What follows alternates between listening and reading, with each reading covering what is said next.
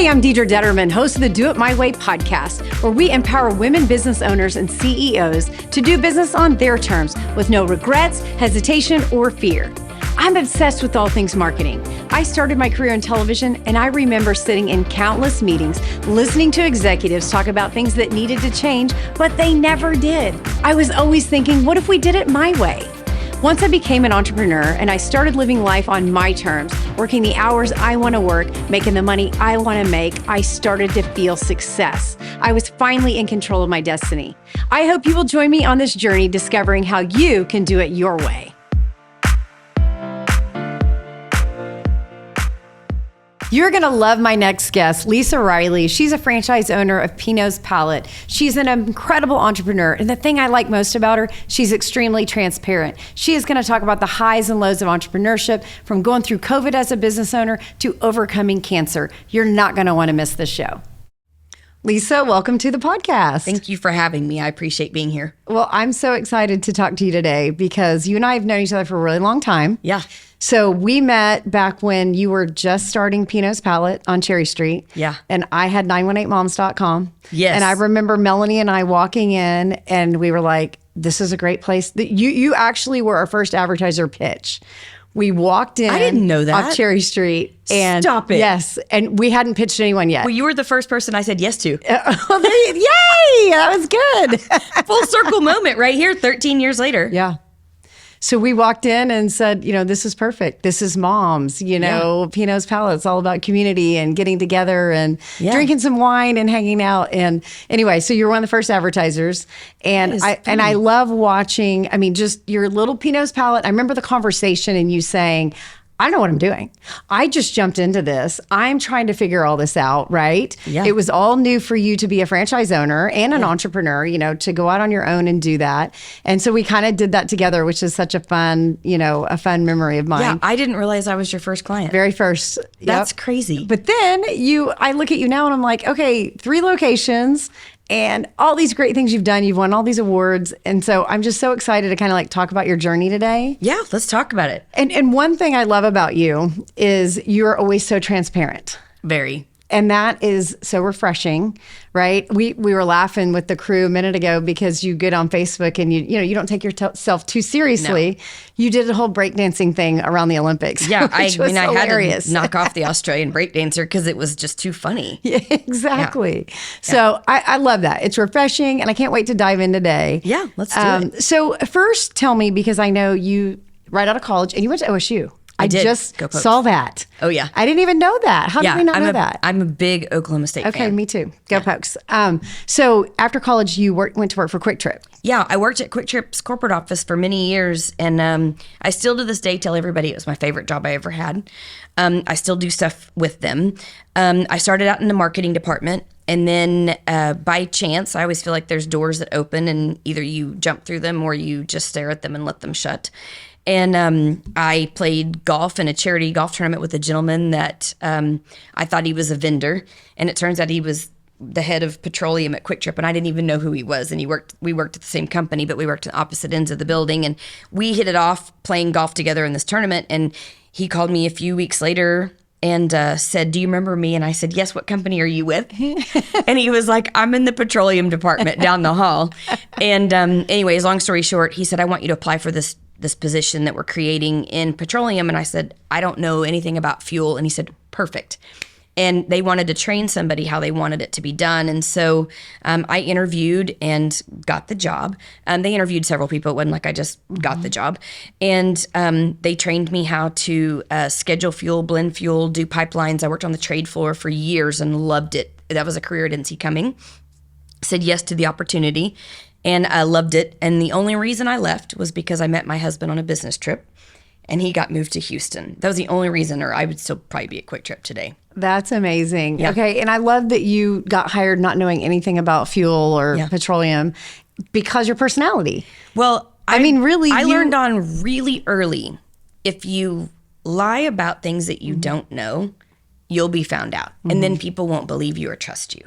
And so, I just am very authentic, and this is the actual conversation in that interview.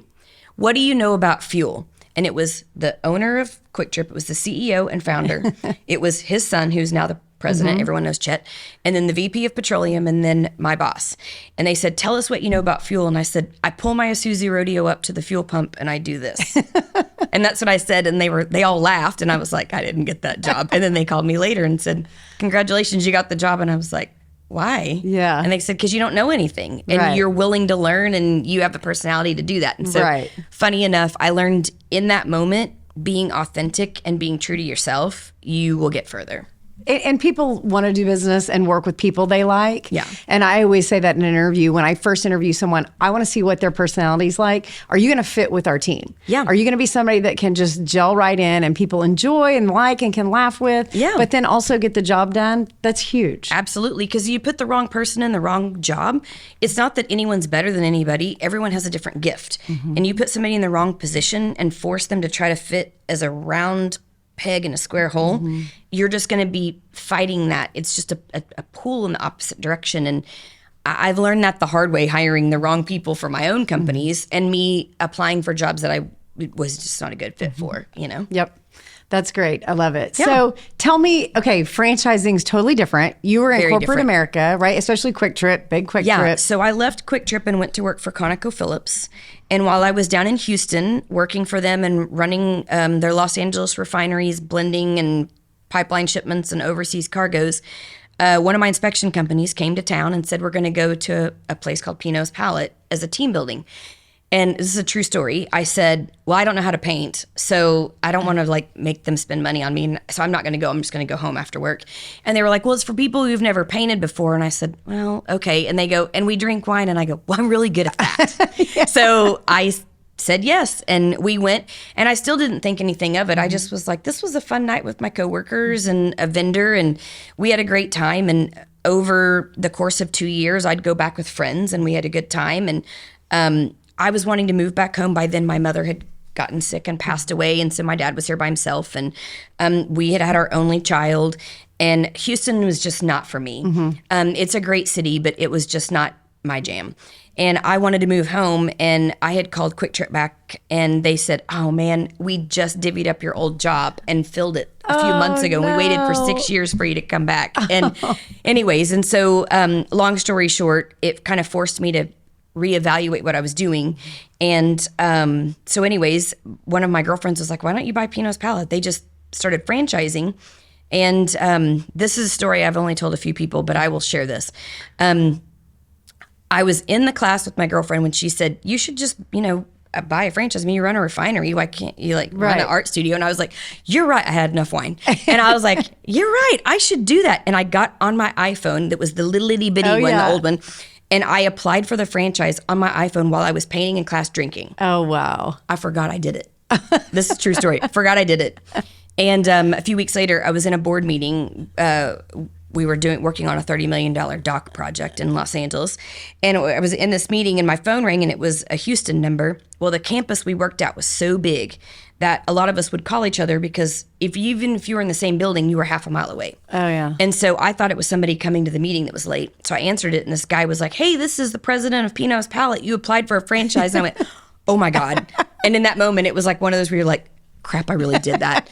And I said, I'm in a meeting. Can I call you back? And so I did. And he sent me a packet, and I take risks, but I also like to be very calculated with my risks. So I created spreadsheets and all these Excel spreadsheets of like, would that work? Would it not work? While I was still working for them, and hadn't even told my husband, and was like trying to figure out, will this work? And then when I finally mentioned it to my husband, he was like, absolutely not. You're not even an artist. You don't know anything. You've never run a business. And absolutely not.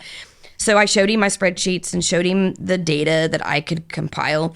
And I said, let's go to a class. I just want you to see what this is like. And he thought it was going to be like old ladies in hats listening to classical music, and it was going to be really boring. And I took him to a class. We were drinking Guinness and listening to like AC/DC. Yeah. And he was like, this is the best date I've ever been on. No offense, but this is the best date I've ever been on. And he was like, we're totally buying this and moving to Tulsa. And I was like, holy crap. So in that class, we pivoted our whole life, and we bought the franchise actually the next day. And oh my goodness. Yeah. And the rest is history. We moved back. I say we moved back. My husband's not from here. Right. But we moved here, and here I am 13 years later. What a great story. Yeah, it's kind of funny. I mean, I tell people, some people are like, is that real? And I'm like, yeah, it's real. I wouldn't embarrass myself by telling a story like that I was drinking too much in a class and forgot that I applied for it. Oh my gosh. Yeah. So how many franchises did they have when you first signed on? 2. Oh my goodness. And they were both in Texas. Okay, so brand new. Brand new. So I was the 3rd franchisee in the system. I was the first outside of the state of Texas. So they had to like apply to have franchises in Oklahoma. And then I went to get open. I have great stories about getting open, about horrible like mistakes. But when I went to get open, the city of Tulsa was like, you can't get open. You're not a restaurant and you're not a hotel. And for you to sell alcohol, you have to have food or have a place for people to sleep. Like all these things. They didn't have a category to put us in. So I had to go back to the franchise and say, either give me my money back or we have to create a bar model because I can't open my store. Right. And we can't BYOB in the state of Oklahoma. It's against the law. And they were like, we're not doing that. And I said, well, then you have to give me my money back. So we started arguing about it. And then finally I said, listen, if you let me help you change the business model to add a bar, you could sell hundreds of franchises. And I finally convinced them to do it because most states don't allow BYOB. And we finally did it. And so funny story. So the city didn't know what to put us in category-wise, right? So they put me in the adult entertainment category for zoning our building. Oh, it was fun. Lovely. We had people Showing up protesting going, that I was opening "Wait, a strip where's club this?" on Cherry Street next to Chipotle and Panera. And I was like, what is this? I remember I took my dad to City Hall for our hearing in front of the city council, and there was people with like signs. And I'm like, I promise. I got my 70-year-old father with me, and I'm like, I'm not opening a strip club, y'all. Like, that's not how this works. But anyways, we got open, and immediately we sold 43 franchises. Look at you. And of course, I didn't get $1 of that. Yeah. But I'm a bit of an overachiever personally for myself, and competitive. And so I was just like, we need to do this. Like, we need to change this business model to allow the bar. And people don't. I mean, if you bring in your own, it's like you don't want to think. You want to show up, and it's all there, ready for you. Yeah, it's just easier. You'd be surprised how many people want to bring their own alcohol. Do they? A lot of them have moved here from Texas or states where they allow BYOB, and so they get confused, and we have to tell them to put it in the cubby. You know, you can't bring that out. It's against the law here, and so at first that was a challenge to kind of create that. And there was nothing like Pinots here when I opened. And so I had to spend so much money trying to get the concept out because people didn't understand. Even some of my closest friends were like, this sounds really dumb. And I mean, I had some naysayers that were like, that's going to fail. And I'm like, well, thank you after I spent all my life savings to build this out and to get it open. And I appreciate, but what was weird is honestly, I appreciated them being honest with how they felt about it because then it made me want to prove them wrong. Yeah. I mean, 13 years later, here we are. So, there was some challenges of, having people thinking I'm opening a strip club to having to rezone the whole city block to allow me to have a bar because you probably don't know this. In the city of Tulsa, you can't have a bar within 300 feet of another bar. Oh. So there's a little tiny bar on Cherry Street that's one door and it's one little tiny hallway and it's called Drake's Tavern. And it's where next to Andolini's and Proximo, it's 303 feet away. So I spent all my life savings and built out our store. And then the city came back and said, hold on, Drake's Tavern is across the street. So I literally spent all my money. It was already done, spent. We were ready to open. And I had to pay a surveyor to come out. And I mean, we zhuzhed that front door opening as far back as we could when we opened the door to get it across. And it was 303 feet away. Oh, 3 feet away from losing everything. Stories like that. And it's never just a simple, easy, because I think people from the outside, they see you and they're like, oh, her job's so easy. fun. She's so happy. Yeah. Oh. You go paint, you drink wine, no big deal. But it's really hard being a business owner. Being a business owner is not for the faint of heart. Right. And I didn't realize that, every one of us have these dreams and these glimmers in our eyes of like, this is going to be so great and it's going to be awesome. And I've thought of everything. And then here comes the dump truck. Right. That's so true. I mean, one of the other things that happened that was kind of eye-opening is the week before we opened, you have to have the health department come and inspect you if you serve anything that people consume. And so we just had beer and wine. We didn't even have liquor. We don't fruit the drinks, like nothing. We just literally had beer and wine that you literally crack it open, pour it in a glass. And they came in and they said, we're not passing you. And I'm like, our grand opening, I've spent $30,000 on media, look, we have to get open. And they said, we don't like the color of your granite. I had the same color of granite that almost every bar did down Cherry Street. What did that matter? They didn't like how dark it was, even though it was polished, reflective. I mean, and I had it all approved. They all approved it way before we built it, and I had it installed. So 24 hours before our grand opening, I had to pay a fabricator to come in with stainless steel and wrap $10,000 worth of brand new granite in stainless steel so they would let us open.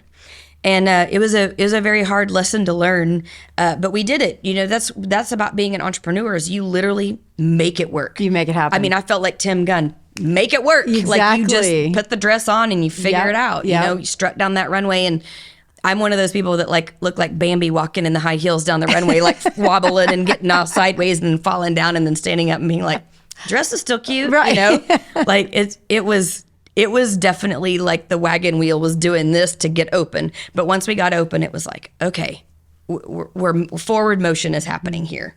So, yeah. And now how many franchises do they have? Well, you know, we got up to, I think, about 160, and then COVID took out a lot of franchises internationally. So we had some in Canada that closed. And then California was really stringent with a lot of their rules. And so they forced a lot of them to stay closed too long, and their landlords wouldn't work with them. And they were really great business people too. And so some of them, their hands were tied. I think we have about 75 now. So that's great. And you were number 3. Yeah, I was number 3. I was number 3, number 17, and number 84. Okay. Yeah, so I have 3 franchises, and so opened them and went, yeah. So did it get easier each time that you opened? And I learned to not care as much. Right. Like, you know, I learned that, okay, the health department isn't going to pass this. We'll figure it out. Well, you know, the first one, I didn't sleep for 9 months because I was just like, this is stressful. I was at construction every day. Like, the outlet cover doesn't match. You were supposed to bring white ones. Like, I was all in. And by the third one, it's like, you know, they say like after your first kid, the third one, you know, you pick up the pacifier off their gun and then stick it back in their mouth. That was kind of how I felt about it. I was like, we'll figure it out. Like, it's fine. We'll figure it out. That's great. Yeah. Well, too much fun, you know, going through all of that. And I know you've met with a lot of different entrepreneurs, like through executive organization. Yeah. A lot of different business owners. So tell me what you think the difference in going the franchise route versus starting your own thing. You know, I didn't have, so I'm a statistics person. Even though I'm goofy and I seem carefree, I do like to do some research. So when I was thinking of buying Pinots, I was looking at statistics and I thought I could create this myself and own it. But then I was like, I'm not an artist. Where am I going to get the art from? And then I started looking, and statistically speaking, franchises are 30% more successful than startups. And so I was like, well, if I'm going to gamble our life savings away, I want to be more apt to be successful. So that, and I wanted, and I knew that Pinot's worked because I had went there and it was so successful in Houston. And so I just decided that's the route that I wanted to go because I would rather have more of a built-in mechanism. I naturally am a cheerleader. It's just my Enneagram and like my personality type. And I like being on a team. And so I felt like being that way would be better for my brain and how I felt like I would have a built-in support system to ask questions or to have people just really say, don't do that. We tried that route and that didn't work with that idea of being creative or whatever. And so that's why I personally chose a franchise. I think there are great business owners that invent the wheel. Incredible business owners. I just was not one of those people. I wanted somebody to kind of put guardrails up for me. You know, like I like having helpful bumpers on when I bowl. So exactly, same thing, you know. And it can be, and as an entrepreneur, it can be such a lonely place to be. You're on an island by yourself. And, you know, a lot of the clients that I deal with, they start it on their own. Maybe their spouse is helping or they're just by themselves because you can't afford to hire anyone at that point. No. And who do you call? Who do you lean on? You know, your mom, your sister, your best friend. They don't understand. They don't understand. They literally don't understand. Right. My family came from corporate America and, you know, having to talk to my dad about alcohol licensing or permitting, he was like, you're speaking gibberish. Like, that doesn't make any sense to me. I don't drink and I work as a computer scientist. Like, that doesn't make sense. And my husband, who's in oil and gas, is like, I know what alcohol is, but I don't know anything about art, you know? And so you're right. Like having that built-in kind of support system was everything, truly. Because if I didn't have that, to have people to bounce ideas off of, or to people to look at me and say no, I don't like having yes people around me. Right. A lot of people default to having yes people around them. I'm kind of the odd man out. I like having people say, I don't think that's a good idea. And then I want to punch holes in it and say, well, why? I believe you, but I want you to tell me why, instead of it just being your gut reaction. Give me information so that way I can learn from it. And so I like having people that balance my life out, because, I mean, you've met me. I have a pretty strong personality. I'm pretty headstrong. I'm very independent. I'm an only child, and was raised by very independent people. And so sometimes I can get in my own way, and I love for people to look at me and say, probably not a good idea. And I'm like, thank you for being honest with me. That's great. You know, and that's what makes you better. And that's what makes you 100%. successful. You're coachable. You're able to say, you know, even coaching yourself. Yeah. I'm going to have somebody else tell me, you know, what I need to do, a different perspective. And right when you said people that'll say whatever, I thought of Mike with Andolini. Oh, yeah. Like, he's going to tell you immediately. He's one of the people that look at me and be like, that's a bad idea. Yeah. And I love that, because I'll go, why? And he'll go, well, let me rattle off the list. Right. You know, Yeah. and I'm like, man, that was great feedback. That is really good feedback. Yeah, maybe I didn't want to hear it, but Right. it was great feedback. And he saved me money. Yeah. So what do you tell the woman that's out there that's maybe working in corporate America, has done that her whole life, you know, her whole career, and ready to maybe do something, go out, be a franchisor, you know, or a franchisee? Yeah. What is your advice to them? You know, I think everyone is very different. I think you have to have a very headstrong personality. And I say that because this is not for the faint of heart, as you know. There are some years that will break you being an entrepreneur. This year is extremely difficult with the political climate and the economy the way that it is. Right now, we are not in our strongest year at Pinot's. And that's just part of things that are out of my control. And I have talked to so many people that it's broke them. But I also encourage people, if you really want to do something, try it. Now, do I say gamble all of your life savings away? No. But sit down, put pen to paper, get a spreadsheet out, just a free Excel spreadsheet, and start plugging in, what do you think it would cost? Things like that. And really do the research before you just jump off the cliff and hope the parachute opens. But I'm also a risk taker. I want people to live life to the fullest, you know, which I don't know if we'll jump into or not, but I had cancer almost 10 years ago. And I mean, when you talk about being blindsided, it was one of those things where I look at the world very differently than before I had cancer. Now, I started Pinot's before I got cancer, and I was way more safe. Now I'm like, what do I have to lose? Right. I've looked death in the face before. Right. Like, if I died tomorrow, it's all just crap. So why not, you know, now I'm not saying put your family at risk. I'm not saying do anything to the detriment of your life, but what do you have to lose? Like, if there's something you're passionate about or you want to try, do your research and make it a calculated risk, not just a risk. And so, you know, I have twofold about it. There's some people I meet and they're like, I'm going to quit my corporate job making 6 figures and I'm going to go do this. And I literally will look at them and be like, I don't know if that's a good idea. Right. And they get their feelings hurt. But I say, I care enough to be honest with you. I don't know if this is the right time. And I will say that. I don't want to tell them they're not the right person, but I'm like, just do your research. Make sure that what you're thinking of, because no matter what you research and how much you think it's going to cost, triple it. Don't double it. That's right. Triple it. It's like building a house. Very true. I've never met one person who's built their house and stayed in budget. You're right.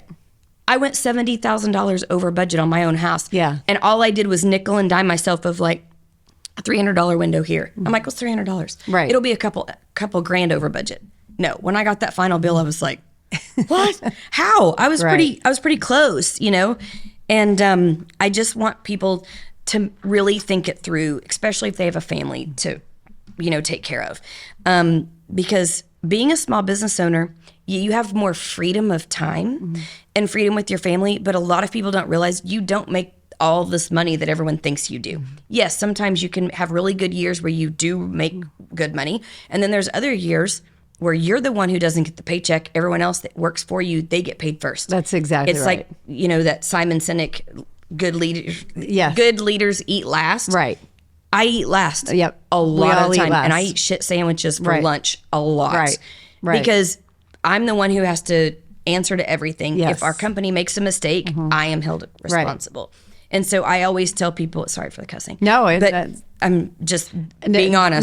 Doesn't bother me. But I always tell people, I'm like, just make sure that what you're doing is what you're really passionate about, and you're willing to stick it out through the hard and the good. Because the good is really great, but the bad is really hard. Well, even COVID. I mean, you mentioned businesses were closing. I knew a ton of people that ended up shutting their doors, during that. A lot of my vendors closed. Yes. And, we just tried to stay the course and talk about not paying yourself. Yeah. I think we had in 24 hours, we were down $30,000 a month. Because everybody was, the world was shutting down. And so what are you going to cut? You're going to cut your advertising. No one can come to your establishment. Exactly. Right? And they hadn't figured out an online model yet. So literally overnight, I remember just getting call. And I was like, we're down $30,000 a month. And we didn't lay one person off. I was like, we are going to stick it through and everyone's going to get paid and come out on the other side. And it worked out. Yes. But that was scary. really hard. Because I would lay in bed at night. I remember going and sitting outside because, that was the thing during COVID. Everyone would just go sit outside because you're like, we don't have anywhere to go. Like, we're stuck at home. And I remember like sitting on my back patio and staring at the stars because I couldn't sleep. I was so stressed out. And staring at the stars going, what are we going to do next week? Not even next year. Oh, yeah. Like next week. Like, I didn't want to lay any of my employees off. But we also didn't have any business coming in. Like, what do we do? I didn't have enough money to sit for 4 months in the bank to just pay everybody. And, and so I hate the word pivot. Yeah. I love it from Friends. That's my favorite scene with Ross. But like, it's just one of those things that like, we all had to pivot. We had to figure it out and like, swap to online tutorials and I remember putting gloves on and masks and like going out and handing people their to-go kits with paintbrushes and canvases and paint cups out the back door. It at home. And like, I feel like there's all these little moments, and you understand in marketing, a lot of people don't understand this. When you're in marketing, you can read the room. You can see opportunities of how to market something real quick and pivot and think quick on your feet.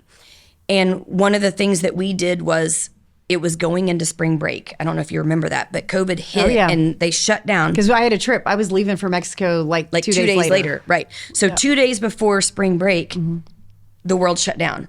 Well, spring break, I was like, we had just gotten a massive shipment of canvases in at all 3 of our stores. Because you're going to be busy. That's one of your busiest times. And everyone's canceling their reservations. People are wanting refunds, all the things. And I'm like, crap. And they can't come to the studio. We can't say, well, no, we're stopping the class.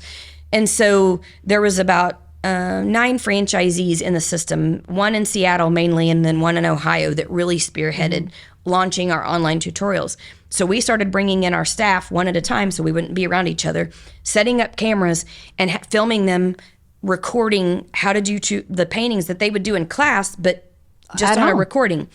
And I immediately went, everyone's going to be stuck at home with their kids, and all these parents are not going to know what to do because we're not used to spending that much time with their kids. 24/7 for 7 days. And everyone's vacations are canceled. Parents are wanting to take their mind off their kids' worry of what's going on. None of us knew we were going to die or not, right?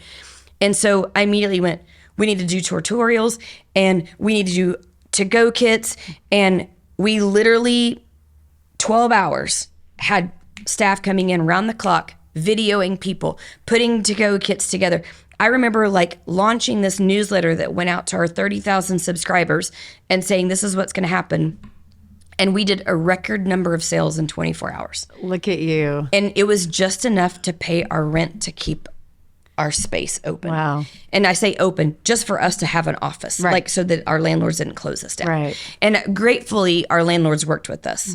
But it was one of those moments where you're like, what do we do? You didn't know what was going to happen. I could either sit down and cry and be paralyzed by it, or I could say, what's this opportunity? Everyone's going to be checking their emails because it's their only outside thing besides social media. And they're bored at home. So I posted everywhere. I put money we didn't have behind ads.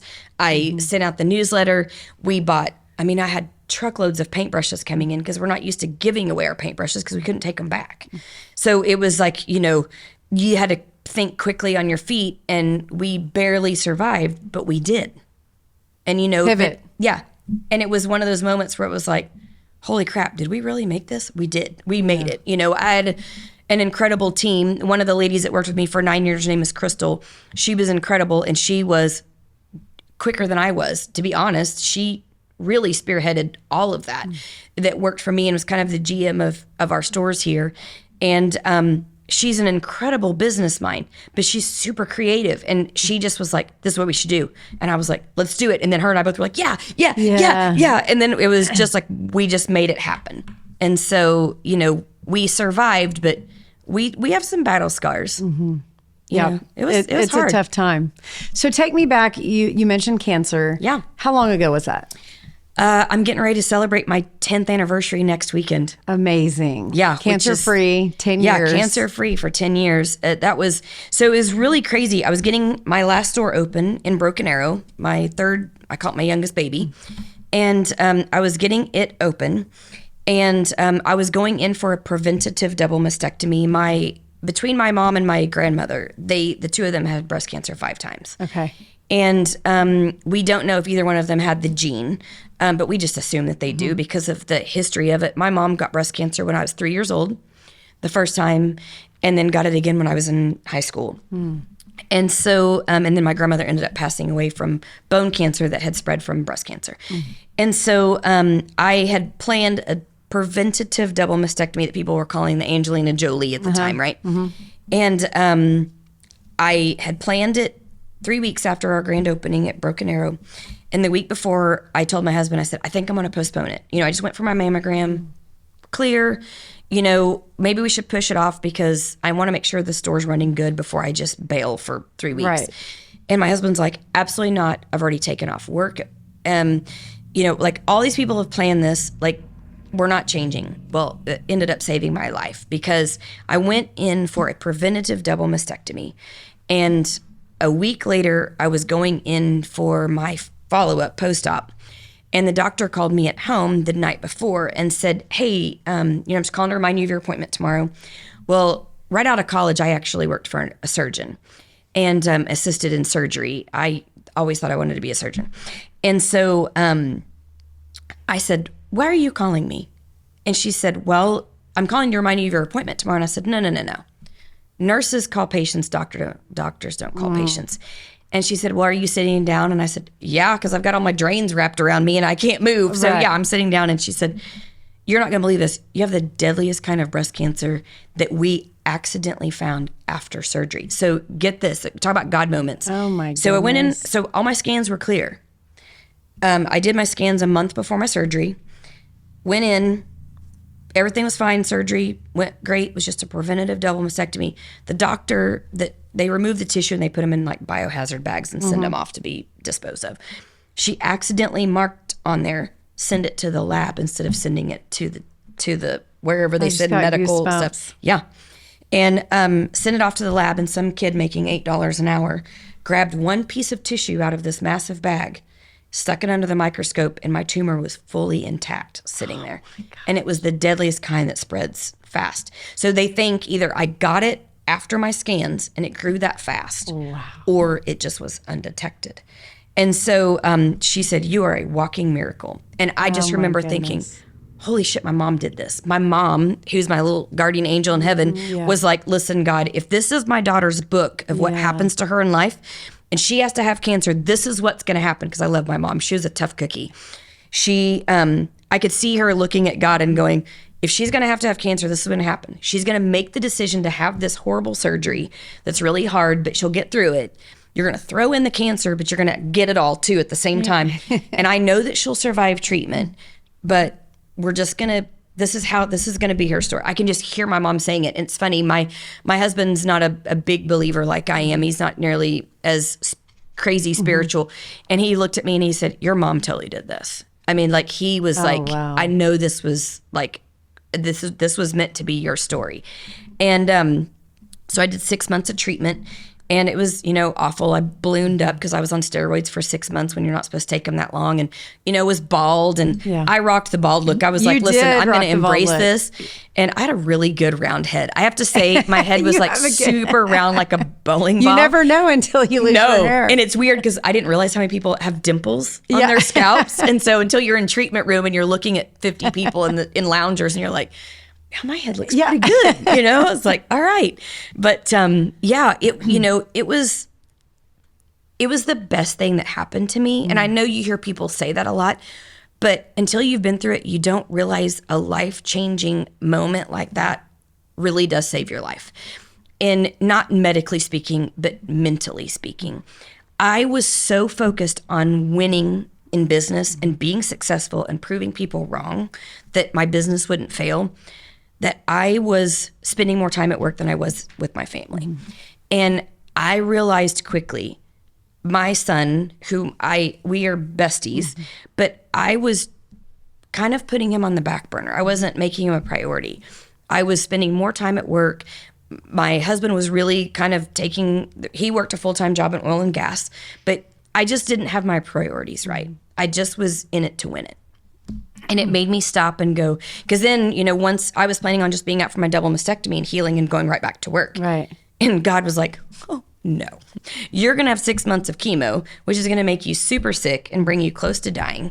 And then you're going to keep a good head about yourself and share your story with people.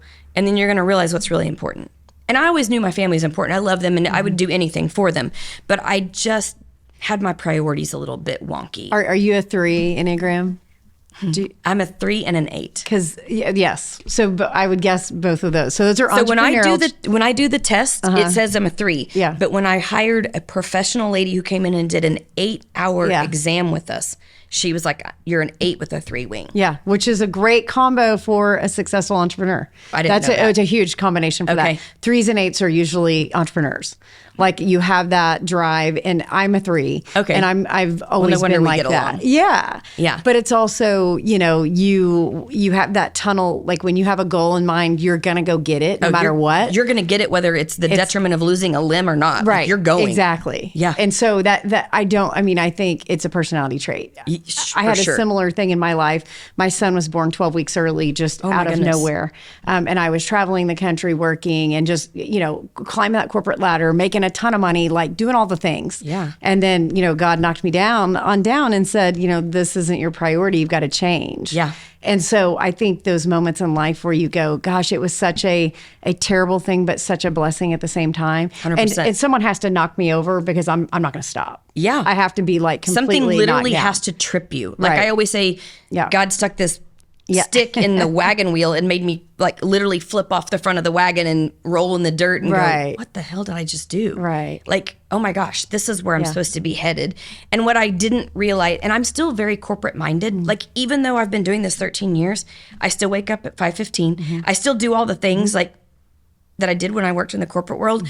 It's my way of kind of controlling my almost like OCD kind of like, I still got to do the things and I still got to like, accomplish all these goals that no one set for me but me. Me too. And so you understand this. This is why we're kindred spirits. Yeah, because that's great. You really have to have something that kind of knocks you down to really make you go, okay, I can still do all of this. And I really, and what's funny is no one cared. Right. No one cared that I wasn't at work by 6:30 in the morning. Right. In fact, I think my employees loved it because they were like, God, finally, we don't show up to work at 9:30 and there's not 100 emails from you of like from 3 a.m. to 5:30 of my like people laughing about that. And I finally realized that it was just my brain's way of like sending myself emails and them of like, hey, don't forget to do this. Don't forget to do this. And guess what? The wheels did not fall off. Right. In fact, this is a life lesson for myself and for others. When I took my hands off the steering wheel for those 6 months and let my staff run the business, our sales went up 10%. It was really hard. I was in my own way. And that's a very hard thing for entrepreneurs to admit that we don't have all the answers and we don't do it the right way all the time. Yes. And so I tell a lot of people that because sometimes people go to the same goal line in a different way. Right. And it's better. You're right. But you only see your way and you think you know better. And so that was very eye-opening for myself. That's a big learning moment for sure. Yeah. So let's talk about health today, because obviously you have a cancer scare. I'm sure everything you do, your perspective changes. Oh. You talk I'm about like, work. what was that pain? What is that? Right. Right. Yeah. So health-wise, I know you've recently lost I've 40, lost almost 45 pounds. Which is amazing. Lifting weights and just working out really hard. I was always fit when I was young. And then, you go to college and you gain your freshman whatever and all the things. And then I, lost it again and got really fit. And then I feel like I'm Oprah at times. Not really, but like weight wise, like I got really heavy and then I lost my weight and then I got really heavy and then I lost my weight and then I got cancer and I ballooned up like 80 pounds because of all the steroids and all of the medication. And just the steroids made me carnivorous. Like I craved salty things and sweet stuff, and that didn't help. And anyways, it took me a long time to get over the trauma of that. It was funny. I remember I went to my follow-up appointment after I'd been told I was kind of cancer free. And I walked into the office, and I love my oncologist. He's so sweet. And he looked at me and he said, "How are you doing?" And I go, "I'm fine." And I started just bawling. I was like, "I'm fine. I really am fine." And he goes, "It's okay. Every cancer survivor, once they're told they're okay and that they're done with treatment and they're past this," he said, "it all comes out because you hold it in the whole time, just surviving for everyone else." It's funny. I also tell people, cancer is a very lonely disease. Even though I was very outwardly with it and people offered to help, no one understands until they're in your shoes or they've been through it. And because people don't want to reach out to you because they're afraid they're going to bother you. They're like, "Well, I didn't want to wake you, or I didn't know if you'd be asleep, or if you didn't feel good. I didn't want to." And I tell people anytime call them, text them, stop thinking about your friends. Pick up the phone while you're driving to work in the morning and just call them. Just call people. Call people. Stop thinking about them. Text them and just say, "Hey, I'm thinking about you this morning." Those little moments matter so much, people. We stopped doing that because of social media. And so anyways, when the doctor said, "You have PTSD," and I said, I don't want that title because I didn't go to war. And he goes, "But you did. You went to war with your body. You couldn't control it. You had to have poisons put in your body that almost kill you to make you stay on this planet. Your body went through trauma." And I did not, I think I subconsciously ate my way through that trauma afterwards. And so I just stayed heavy. And I was working out, but not really. And I was going through the motions of saying it and whatever. And then just to be fully transparent, chemo sends you into menopause. So then you've got that whole set of things that come in. And so it was one of those moments where I was like, I really have got to get healthy. And so just in the last year and a half, I've really focused on my health, and I've changed my philosophy on life. I'm cultivating my own happiness. So I used to say yes to everything. Every gala I got invited to, every marketing event I got invited to, because I felt like if I didn't, my business would suffer. And there's a lady that I used kind of as a business guru. Her name's Tracy Spears. She's here in town. I love her. And she said, "There's power in the no." And I remember her saying that. And I've heard people say that before, but it just fell off of me like water. But for some reason, when she said it, I felt it.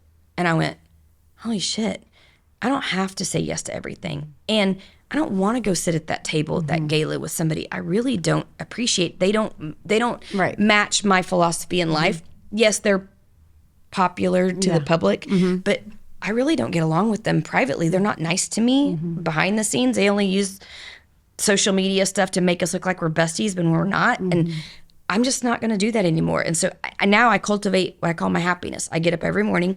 I go sit outside my backyard, drink my coffee in the dark, stare at the stars, thank the universe for my life, thank the universe for my health. My dog will come out and sit out there with me, and I pet him, and I literally will do kind of a meditation of a mantra of gratitude. And it's really changed the way I look at the world. And it's also it's funny, once I slowed my brain down and started doing that every morning, even if it's 5 minutes, I really try to do 30 minutes, but if it's only 5 minutes, it's weird. My body started processing that trauma, and my weight started falling off. I've heard that a lot. It was just like my body was holding on to everything. And it finally went, we don't have to hold on to this anymore. Right. And so gradually, I started lifting heavy weights. I work out with a group of men, and I love it. Great. But it just started falling off, and I feel better. And you look amazing. Thank you. Yes. I mean, I'm 8 pounds away from my goal weight. But, to me, it's just a number. But to me, it's also when I know I feel like my strongest. Right. So I just want to feel strong. But I'm like lifting heavy weights. And by the way, everyone needs to know this. When you're going through menopause, I've like down a rabbit hole with science and research. When you're going through menopause, lifting weights is better for you than cardio. Yes. And walking. Because you lose muscle mass every year. So lifting weights and walking, and my weight just started falling off of me. And I'm like, are you kidding me? I freaking killed myself in like high intensity aerobics classes all these years, and I could have just lifted weights, which I enjoy anyways. Right. So, so I'm on this journey of like, what makes me happy. Now I still do things that don't make me happy, but my whole goal, and my husband's like, I know this is the year of you cultivating your happiness. Yeah. Because I say it all the time. He'll say something and I'm like, that does not make me happy. And he's like, okay. But like I mowed the yard when he was out of town this weekend because I enjoyed it. But I was like, but I also know it will make him happy. Mm-hmm. So I still do things that I'm not maybe like wanting to do, but I'm just in this really good headspace of things don't matter. It's really about being authentically yourself and cultivating your own happiness, doing the things that you want to do with your family and your friends. That's such great advice. I love that. Yeah. And you are in control of your happiness, because some people could say, oh, I got cancer, poor me, go down the rabbit hole and be a victim the rest of their life. Or COVID comes and their business goes under because they don't, cultivate happiness, cultivate, your relationships, your business, all of that. I literally went through my Instagram and Facebook and started taking people off my pages and followed them that all they do is complain. Mm-hmm. And it doesn't matter if it's like political or just about their family or whatever. I find that the way that I need to start my day is, we all get on social media and I get on Instagram, and I started laughing at myself this morning because it was like, manifest this, happiness this. That's good. And it was like all these people that are like inspirational speakers that I follow. And I rarely see my friends anymore because I started, so I had to go back in and like start liking my friends' posts so they would show back up in my algorithm. Because I was laughing. I was like, all this stuff is like, you are in control of your happiness. There's data and research around that says that like, if you look for problems, you will find problems. Mm-hmm. If you look for gratitude and happiness, you will find it. And you literally like, I'm all into manifesting right now too. That's a new thing for me. And my husband's like, are you in your hippy dippy stuff? And I'm like, but it's not. There's research around it. And if you look at most successful people that people consider successful, like Jesse Itzler. Yeah, I love him. I love him. Me too. He's married to Sarah Blakely, the founder of Spanx. But like, he literally will do things that make him happy, and he will find gratitude in everything, even if it's a bunch of crap. Right. He will be like, I don't need to dig a ditch today, but I have to. Yeah. So I'm going to find what makes me happy. I went and bought a new shovel and new gloves to do it. Yeah. So now I enjoy it, right? So it's like all these things of like, I'm finally starting to see the universe kind of open up a little bit and be like, oh, this is what they've all been talking about this whole time. He's a great one to follow, by the way. Yeah, I follow him on everything. Both of them, power couple. I don't know if you follow him enough to know that they do Hell on the Hill. Oh, yeah. Okay. Oh, yeah. I applied to see if I could get one of the lottery tickets to do it next year. Okay. I haven't told my husband. Wouldn't that be fun? Listen, I would run that thing. Be so fun. I'm not a runner, but I would run it. Yeah, exactly. I love that. Yeah. Okay, so what is next with you? Now, I do want you to share, because you've got the Three Pinots palette. I know you do a lot of community stuff. You're involved with executive organization, and you have a fun little side project that you've been doing for years that people don't even know about. So talk about it. I haven't told anybody, not because I'm embarrassed of it or anything. It was just more of like this is just kind of a side thing. So, I told you that my favorite job I ever had was Quick Trip. And all the people that I worked with they've moved up and, they're running the show. And one of my friends that worked in marketing called me and she said, hey, do you remember when we used to work with the food stylist who would fix our food for all of our marketing and promos and all of our signage in our stores and our commercials? She is retiring and we need somebody kind of to back her up. And she said, we need somebody who doesn't need a full-time job. Would you be willing to, learn how to do it? And I said, yeah, I don't know how to do it. It's kind of back to the fuel thing. I was like, I don't know how to do it, but I'll fuel try. To food styling. Right. And I'm like, I don't know how to do it, but I'll try. So I auditioned, which I look back on my audition footage. Oh my God, it was so bad. It was so bad. They just liked you, bad. I think. I think they knew that I would be willing to perfect it or like try to figure it out. And, or maybe they just, I don't know. I don't know why they like chose me. They like you. But, because there were several of us that auditioned. And anyways, I auditioned and they picked me, and I realize now they gave me some softball items to start with that were like the easier things to food style. And so I just started watching videos and trying to figure it out. And I would play with food at home, and I'm not a cook. So my husband's like, this makes no sense. You literally hate to cook. I'm the cook in the family, and my husband's an incredible cook. And he's like, this makes no sense that you're going to be food styling food, but you don't know how to cook. Like, you literally don't even know how to make a roast. And so anyways, I just started figuring things out. But I do think my whole life, I think of things in marketing aspects. Like when I post things, I will look at stuff as a marketing thing. Like, what's the goal of this post? Like what? So anyways, I started doing it, and then they kind of taught me on set, like how to do stuff. And I started doing it. And then as that lady retired off, I just started doing more and more and more. And that was almost 5 years ago. And now, I didn't really tell anybody I did it. And funny enough, I was with Mike Bausch from Andolini's in a meeting for Entrepreneurs Organization. And I said, you guys have a secret. I have been doing this side hustle for a while. And Mike goes, are you joking? I have 12 restaurants and you've never told me this? Like, I'll use you. And I was like, you would? Like, I would never ask a friend to do that, just to throw me a job. And I said, but I wouldn't mind trying something besides quick trip food. And anyways, he said, yeah, I actually have a food shoot tomorrow with the photographer that I use. I'll tell her right now that you're coming and I'll pay you. And I said, well, I'll do it for free. Like, just let me just play with the food for free. So I went in and did it. His stuff looks great. Yeah, thank you. Well, a lot of it I don't food style, but some of it I do. And his food photographer, she was like, okay, I've never heard of this girl. Like, I've done food photography for years and never heard of her. And I showed up, and her and I just clicked. Like, she works magic with the camera. I mean, I've never seen food. It's like art. Yeah. And we just got along. She's really shy. I'm really outgoing.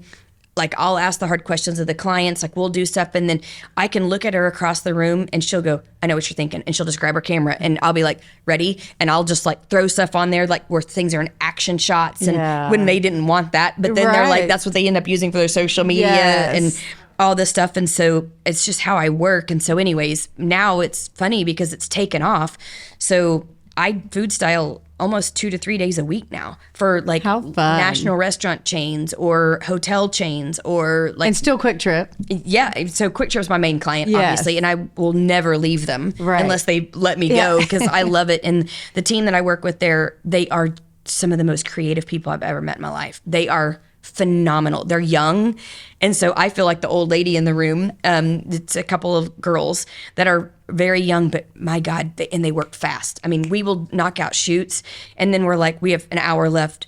We'll get out the video equipment. And then we'll do motion stop stuff and play with things. And we've really kind of leveled up the game, and it's been kind of cool. And they recently had a meeting, which I think I'm allowed to say this. They recently had a meeting with a bunch of the gentlemen who, when I was at Quick Trip, they were all the VPs and they've all retired. They came back for a shareholder meeting, and somebody shared with me that they were like, we don't know what's going on, but the marketing game and the food look like better than we've ever seen it. Well, how fun is that? And they didn't know that I did the food. So when they were sharing that with me, I was like, I'm doing something right. Well, the QT kitchen is blowing up. I mean, oh my gosh, it's definitely blowing up. And so. I'm learning all these things. And the other thing was that I take pride in is I don't use anything fake. A lot of people ask me that. Now I'll put toothpicks and things to hold something in place because sometimes a sandwich, the bread won't stay up if you've got a ton of ingredients. It's going to just fall everywhere. So I'll put toothpicks to hold things in place or shims. But I won't use fake things in the food. And so anyways, but it's really fun. But I loved when I went to Quick Trip and said, I want to do this, but I want to use the exact ingredients that they use in the stores. I want to use the same kitchen equipment. And they brought us in all the ovens and all the measuring things and all the ingredients. So now I work at the warehouse where all the food is. So if I need, sausage to make a sausage pizza or something to make a croissant, they just bring us the food and I use the exact same ingredients. And I love it because then I know I can stand on the thing saying, I measured it. It's exactly what the store employees do. It's exact recipes. And no one can say that I misrepresented their food. What a fun side gig. Who'd have thought? It was a career I did not see coming. I have no plans on stopping doing food styling. I mean, I'll do it till I'm 80 if they'll let me. I really will. I love it that much. So what's next? If you had to say, okay, 5 years down the road, what's next for Lisa Riley? You're going to be food styling. We know that. Yeah, I'll definitely be food styling. Do you think more locations or no? So the market's saturated here. We've had up to 8 competitors, which most people don't know because one good thing is they don't know how to market themselves. Right. So I don't ever wish anyone ill will because I feel like there's enough room for everyone to have a space in this arena. Right. But we've had about 8 competitors come and go, really good competitors. But we're saturated. Like I triangulated that was the other thing was when I opened my 3 locations, I made sure that they triangulated the city to where you could get to one of our stores within 20 minutes or less. So we won't be adding any more franchises here. And I don't know if I want to buy any more franchises. I feel like I'm at a really good balance of life right now. And it took me 13 years to get there. Right. I really don't know. I know I will still be pursuing and pushing myself with the food styling, maybe learning a little bit more about the photography side of it, not because I want to take the photos, but just to be a better asset to the photographers. I like being one of those people that when you walk on set, somebody can say, oh, I was going to, and I'm like, I reach it, I'll get it for you. That kind of, I like, like being in surgery, when the surgeon used to hold his hand out, I knew exactly which equipment or instrument he needed, so I'd just hand it to him without him having to ask. Like I like being that kind of team player. Probably, getting more into the food styling and really pushing myself that way. But, I don't know. I think about this a lot. You could definitely be a speaker. Well, I do speak, and author. I love speaking. Funny enough, I've been working on a book. Yeah. But it's one of those things. I'm going through this. It's just being really transparent right here. I am going through imposter syndrome really bad with myself. Because I feel like I have a lot of good stories to share and life lessons with people, but I'm like, who wants to hear me talk? Like, we do. I know, but but when you get imposter syndrome, you can really start to doubt yourself. And I'm really digging in right now with that. Like, I'm really like, no one wants to hear me talk. You have about so much stuff. to share and such a perspective. I mean, everything you shared today, it's the audience will definitely be captivated with it. And I so you got to go with that. I'm right now. I'm really in my head about like. I'll start working on a chapter and then I'm like, that's dumb. I'm going to get picked apart in social media. Like I don't know if I want to welcome people picking me apart because we are in that world. Is brutal. It is brutal. I follow a lady who on social media, she's just a mom, single mom, and she posts really funny stories and about her and her being a single mom and all the mistakes she's made. And people are just picking her apart about her weight right now and her appearance. And what's crazy to me is it's mainly women. And I'm like, this is maddening. Right. Like, what happened to if you don't have anything nice to say, just don't say anything at all, or just scroll. Yeah. You don't have to you don't comment. Have to stop. You don't have to stop liking her posts, and then she doesn't show up in your algorithm. And so a part of me is like, I don't know if I want to welcome that feedback.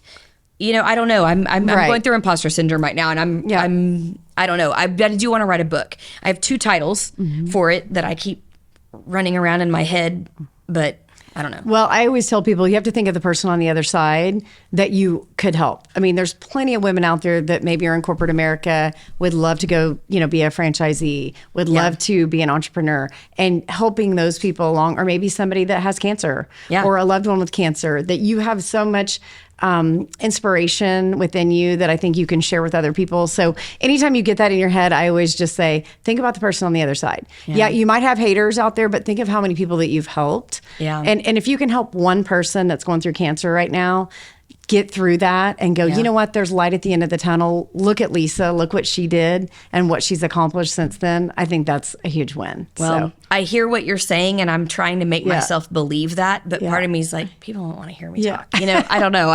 It's funny. It's a mindset right now that, I'm being very vulnerable, being honest about it. Like, I just feel like I have imposter syndrome because to me, I'm just a goofy mom. Yeah. Like I literally, you saw me break dance. Yeah. Like I just am goofy. I don't take myself seriously.